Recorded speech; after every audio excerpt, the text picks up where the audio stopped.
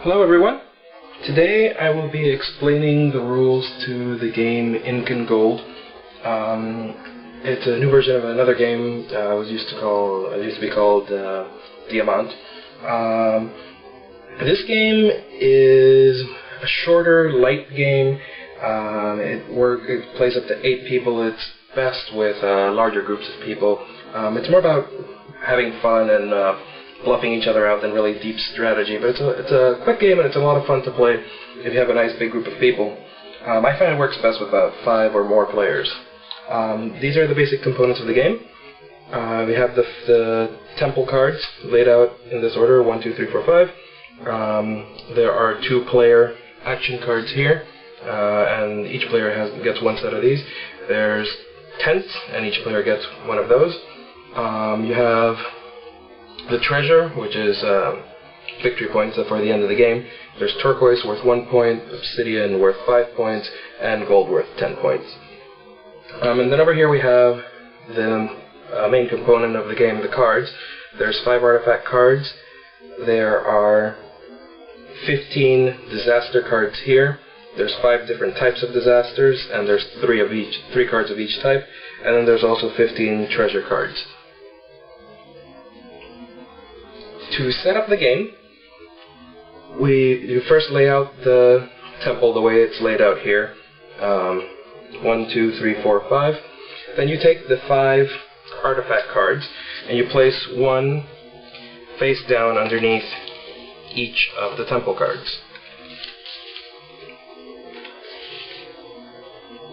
You take all the disaster cards and all the treasure cards and shuffle them together. And then each player gets 1 set of action cards and 1 tent. And you're ready to begin playing.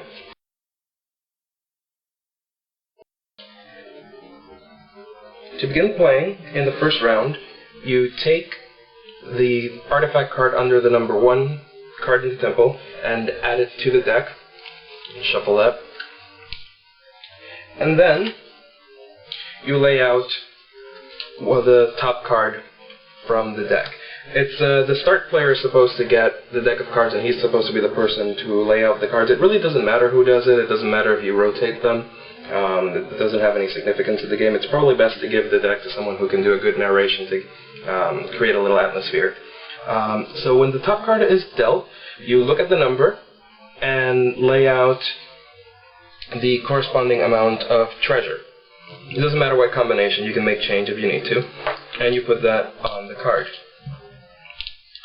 Then, all the players will simultaneously choose 1 of the 2 actions.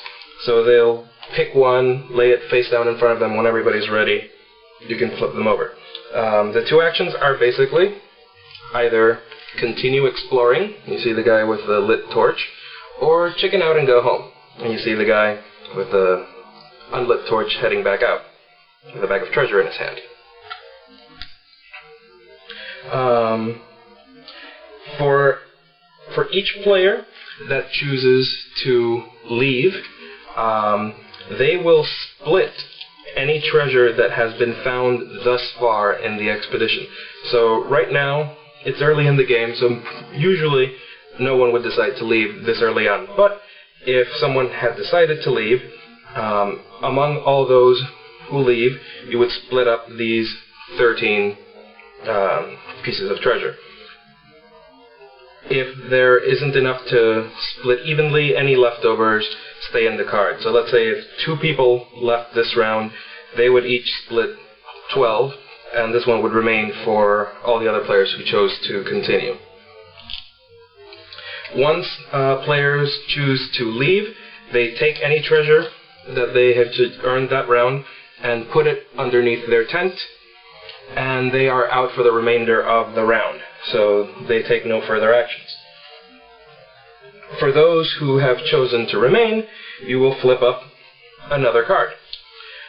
Now, if a disaster card appears, if it is the first disaster of that type, and remember there are 5 different types, in this case this is the snake disaster, if it's the first disaster that appears, nothing happens, and the players go on to another round of choosing actions.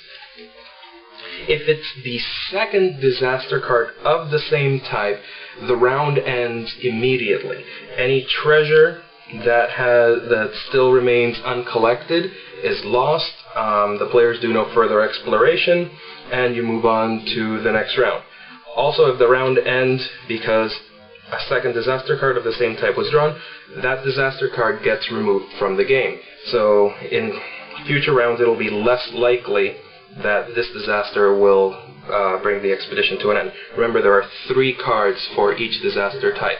So if it happens that the same disaster causes the round to end 2 times, that means that there's only going to be 1 card left in the deck, so that disaster doesn't really matter anymore. So let's say the players continue. Another disaster appears. So again, it's the first disaster card of that type, so nothing happens. And with each round, the players will decide continue going or leave and split any treasure that's left behind. And this will continue until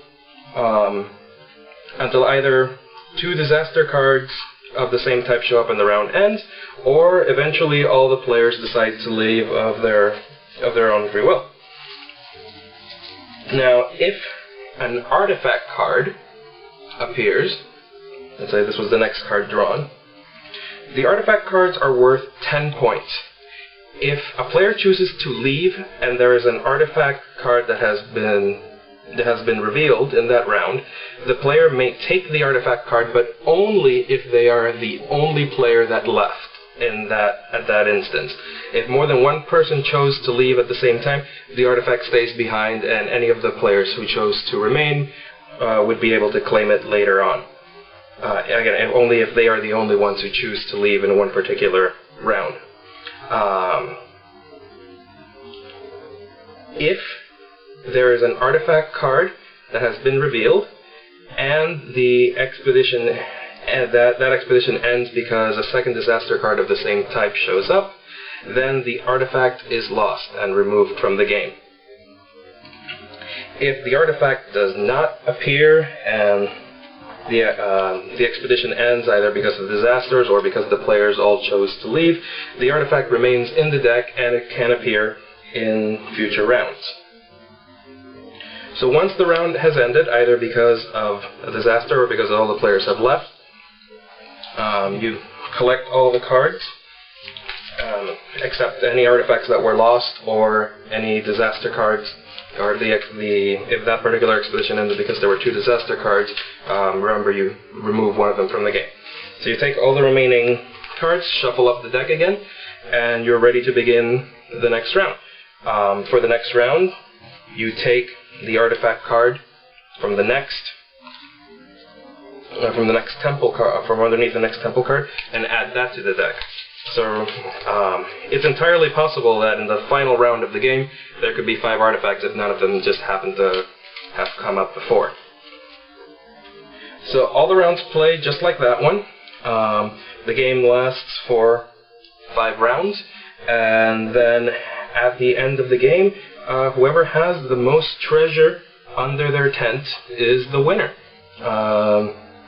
Again, the golds are worth 10, obsidian's worth 5, turquoise is worth 1. You can make change at any time, really, and any artifact cards are worth 10 points also.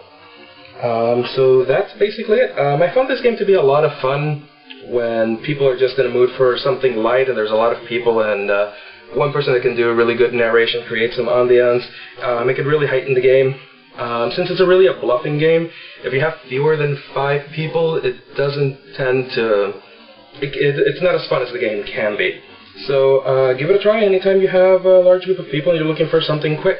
Hope you enjoy it, and thanks for watching.